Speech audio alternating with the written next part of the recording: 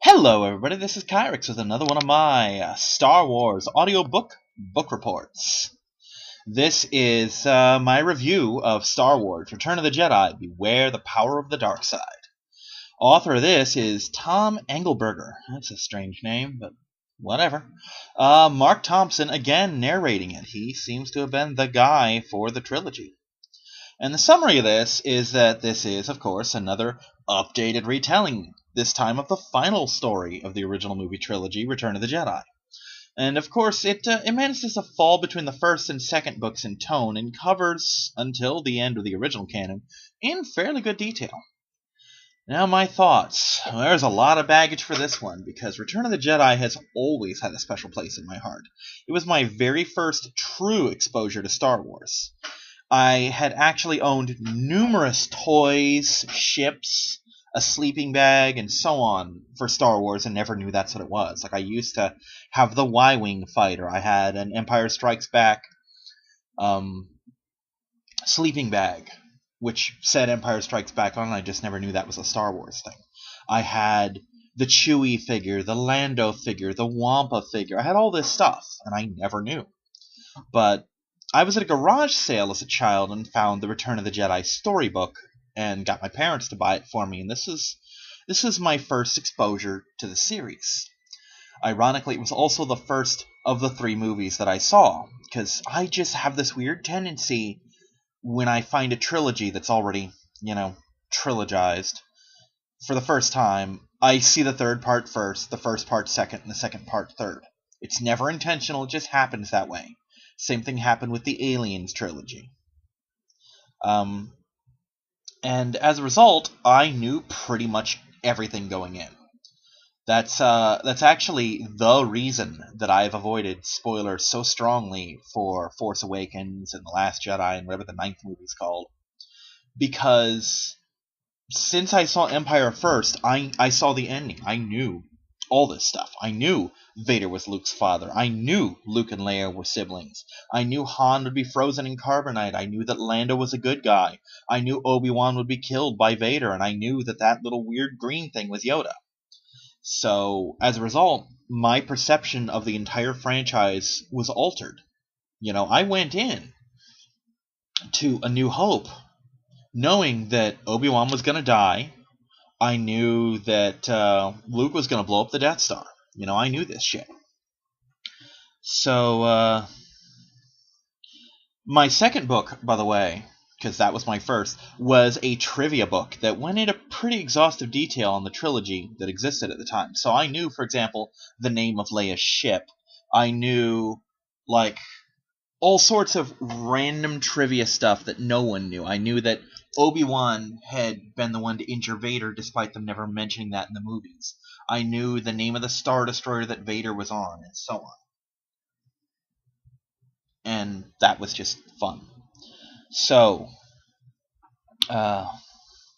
Return of the Jedi has a more lighthearted heroes win approach that I just love. I'm not a bad guy person. I'm a good guy person. And it's got space battles, but more importantly, it's got the space wizards with laser swords that I love so much. That's the main reason I'm so attached to the prequels. And this book, of course, contains all of those things and a little bit more, and like the Empire book that preceded it, has a very fun narration style. So, let's dip into the scoring. Characters. As before in the updated trilogy, all the familiar faces are here. But there's some newbies on the scene, and some of them have expanded roles. Minor, though they may be, A few of Jabba's henchmen are given a bit of fleshing out. Mon Mothma, who I'm actually a fan of Mon Mothma as a character. She doesn't do much in the current canon, but I really enjoy her when she does pop up. And she has a bit more screen time. And several specific Ewoks, like Chief Chirpa, Logray, the shaman, and 2 warriors whose names I can't remember, and one other young Ewok besides Wicket, are given front and center treatment a couple times. And they're given so much more to do.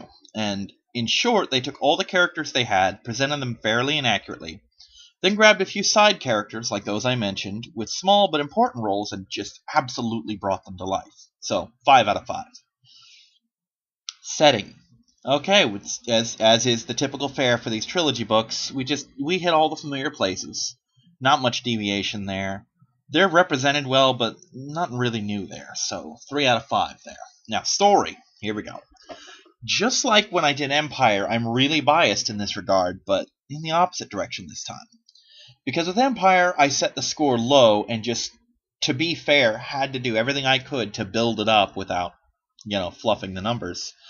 And here, it's the opposite. I'm starting at a 5 and like, okay, can I tear this apart? Can I tear this apart? Just to keep it fair. But that doesn't seem to be working. This book attended to the story much better than the two preceded it, because in the first book, they picked 3 characters and stayed with them just religiously. In the second book, it was Luke, and he did some side stuff like, oh, here's what Vader's doing, here's what Han and Leia are doing, but it was mostly Luke. In this book, it's a more traditional thing of, hey, Lando's doing something, let's follow what Lando's doing. Oh, here's Han over here, let's see what he has to say. Like a normal book does in the Star Wars franchise. And so you get a much more whole view of things. So we're going to go with a 5 out of 5 in that regard. Narration. The narration was very well done. As per usual in the trilogy, while the narrator is credited, there are other voices involved, other voice actors. And they do their roles rather well, and the sound effects are mostly on point. I say mostly because sometimes you'll hear sounds that aren't like, oh, the lightsaber's going, and you'll hear the voom, voom, voom, or something when they're not moving. Not necessarily in this book, but that's something that crops up in Star Wars. They use a lot of stock sounds, and sometimes they don't fit. The narration, however, is a nice balance between the more serious tone of the first book and the goofy, childlike tone of the second, achieving a stasis between them. Professional, but not afraid to crack a joke. I'm going to go with 5 out of 5 on that. Lore. Oh, here we go.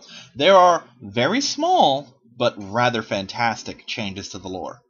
First and foremost, while the narrator does shy away from the exact details, it's blatantly apparent that the Ewoks are murdering stormtroopers and planning to eat them afterwards.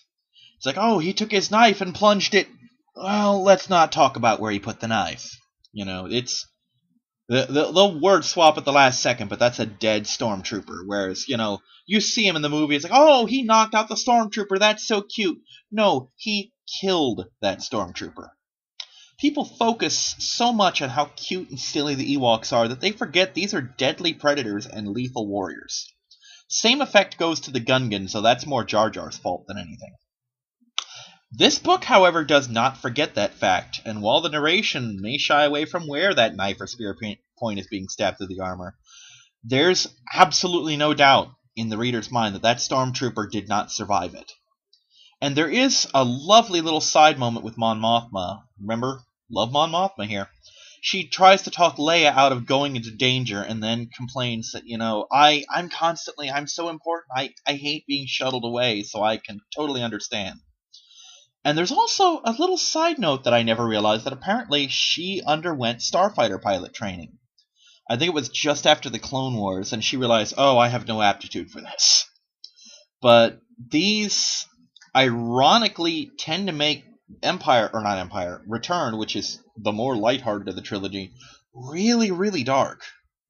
But it also fleshes out the galaxy very nicely for another 5 out of 5. Now, Immersion. Did I get into the story? Well, how could I not? Without Return of the Jedi, I might not be here at all. I might not have this lifelong fascination with Star Wars. I've read the child's storybook. I've seen the movie and the special edition. I've read the original novel and now this one. And while it is wrong to say this is my favorite movie of the series, it is certainly and by far my favorite of the Rebellion era. And this book does it really proud. There is just enough silliness in the narration to disguise the fact that man-eating teddy bears are hacking stormtroopers to death with stone weapons, while still telling you that that's exactly what these little monsters are doing. And this book does also mark the only time in the original canon where C-3PO was actually useful for something, so we can't miss that, right? 5 out of 5. Grand total? 4.6 out of 5. The thing that really killed it was the setting, because unlike the first book, they didn't do enough with it, with the extra stuff they had to work with. This book does come rather highly recommended to me, as does the trilogy in general. The updated trilogy is very well done. This right now sits as one of my favorites. The second book beat it in narration, but this book beats it everywhere else. So hopefully this is of some use to you. Thank you for sitting through my review of the original updated trilogy, and I'll hope you catch the next one. Bye-bye, everybody!